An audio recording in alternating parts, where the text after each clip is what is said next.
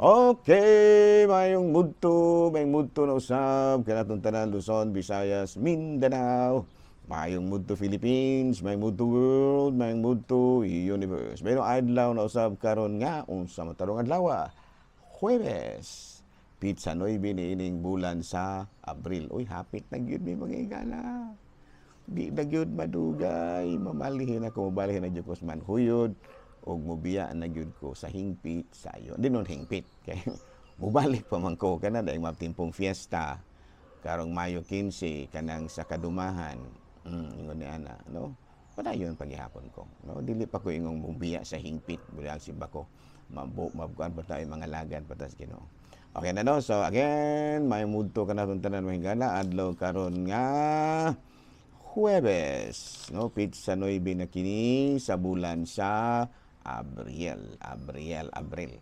Hala no, ani kita mahigala sa ato ang unsa man tay ato sunod.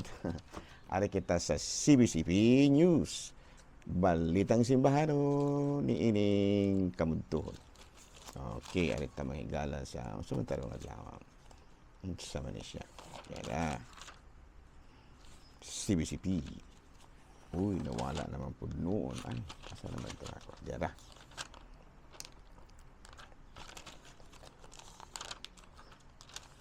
Uy, asa man to. April 9. No, April 9 mga higala. CBCP News. Matud pa ni Cardinal Jose Advincula na itong Palm Sunday. Matud pa niya, true strength found in surrender and not in control. Muna gitudlo ni Cardinal Jose Advincula during the Palm Sunday homily. No, kasi masabot ni Pope ni Cardinal Jose Advincula nga ang tinuod gyud, no, nga kaligon sa tao mao nga moangkon siya nga doon na siya isala. No, surrender ba? Ang kulo niya ang iyahang pagkamakasasala kung doon na maggani ug dili pinaagi sa pagpadayon bisan pa kung nasayod ka nga sala ka in order to control people.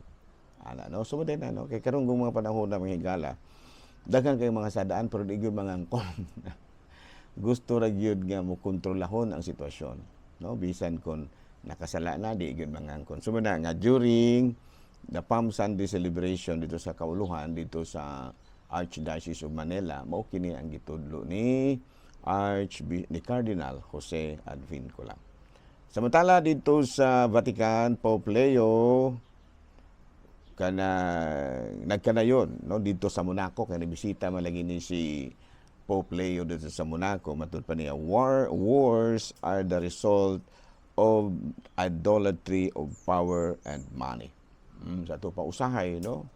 Oftentimes, kalagmitan yun, ang gira resulta ka na sa kahakug sa salapi, no?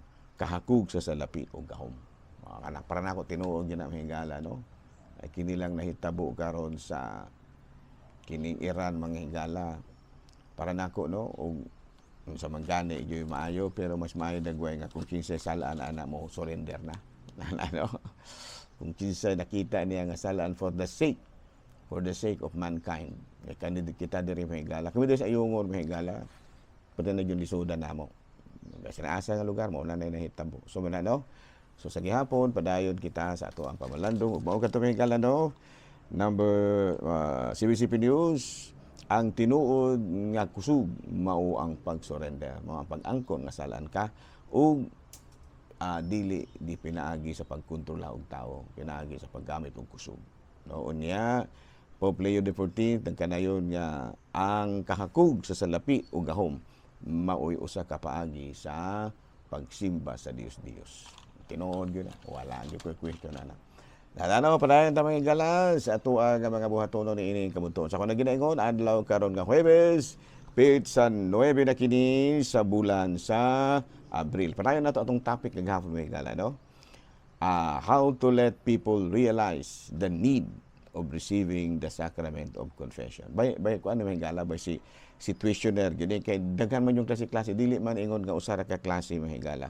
dunay lain-lain nga mga sitwasyon nga ang usa ka tawo nagkinahanglan na yung mga umpisal aron matabangan siya. Okay, the next situation is matud pa lagi ang usa ka asawa, no? Dunay usa ka asawa nga puros na lang gyud kasakit ang iyahang nahiaguman sa iyahang bana, bayidor, no? Sugarol, no? Sugarol, himabay, bisyuso ba, palahubog, sus na lang kakuan. Unya, kanang iya ra yung giagwanta. No? Iya ra yung giagwanta, aron kunuhay nga kana bang mapurtihian ang ilahang kaminyoon in order to preserve their marriage. Actually, there is already a deception doon. Pangutanon nimo kung naglisod ba siya sa iyahang kinabuhi, dili mo angkon. Usa pod na sa sitwasyon nga ang usa ka babae kinahanglan yung mangumpisal aron nga dunay siya kapahungawan sa iyahang gibati. Ug aron pod ang pari makahatag kaniya og inspirasyon, makahatag kaniya ba og pamaagi aron nga ma-diverted ang iyahang mga kasakit. Ug bisan pa sa daghan kaayo nga mga pagsulay nga iyahang masugatan, iya gyud gihapong makita ang gahom ni Kristo nga mao'y mugiya kaniya. Ano? Nagkinahanglan gyud siya mangumpisal. So mga asawa ha, naa ka ng sitwasyon kumpisal aron nga mamaymayan ka og unsay maayong mahimo ug matabangan ka pagampo sa inyong kuraparoko. Ana no? So usa sa mga usa sa mga situationer nga kun ang usa ka asawa perti o bisan ang bana, no? Perti nagyong lisura sa klase sa iyang asawa kay doon na may mga asawa nga mga bana nga mao'y nahimo bang kanabitang martir sa pamilya. Doon na po yung asawa, bana po, doon na po yung asawa. Ano kanang martir? Kaya mga klasihang tao, kung kamo na amoy kailangan ngayon ni Ana, ikumbinser gina siya, nga mga umpisal siya. Aron ikapahungaw, no?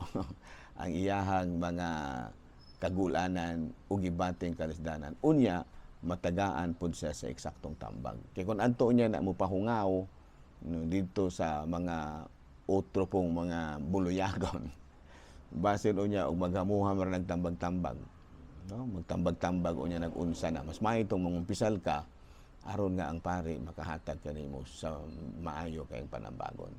Unya matagaan pug ka og inspirasyon ug unya magiyahan ka. Nya usag gyud sa angay buhaton ana is mangumpisal. Ipahungaw gyud, ipahasway aron mahasway ang imong konsensya ug makatabang pud ang ampo ang pari alang kanimo. Okay? So, kung kinahanglan na gikang mangumpisal. Another situation. Kini bitaw doon na bitaw kay amo ba? Nga kinahanglan na gid po kang mangumpisal, no? Doon na kay amo. Nya nakabantay ka, ang imong amo nagbuhat og dautan sa kompanya ng awat madagway o sa madagway, no? Nya ikaw nakabalo ka ana, pero wala ra jud ka mosulti sa top management. Tungod kay nung una nahadlo ka, dumtano niya ka sa imong amo, ikaduha aron siguro amigo nimo ang imuhang employee, kanang gitawag nato og boss, ang imong boss, ang imong habang kanang so tawag atong amo, ang imong labaw. Kinahanglan po nang mangumpisal gyud. No aron matambagan gyud na sa pari kung unsay ang buhaton ni ana, aron dili makundon ang daotang buhat sa sa maong boss nimo nga mo'y makapaguba sa inyong makapaguba sa inyong kompanya ug gani mamahimo pa kang accessory to a crime, no? Ngano man tungod kay nakabalo ka man nga ang imong boss nagbinuang na sa inyong kompanya nya ikaw nga nasayod naghilom-hilom ra pud ka kabalo kag unsay nahitabo, you are an accessory to the crime. Although na kung simba kung panalitan magkabulilyaso, dili ka maapil sa kanang gitawag nato og it's a criminal crime, it's a criminal act, no, nga mangawat ka sa kompanya nya ikaw nakabalo jud ka ana, mas maayo siguro nga mangumpisal ka, no, aron nga magiyahan ka sa pari kung unsay angay buhaton ug makatabang pod ang pari ug ampo aron nga makahimo ka og maayo nga kining mga lakang. Okay, klaro? Klaro na na. Siya, no? So, di na lang usa kita kutob ha.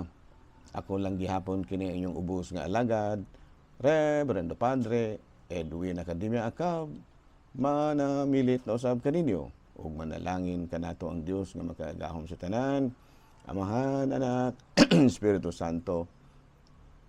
Nakasalamat ug maayong mudto Pilipinas.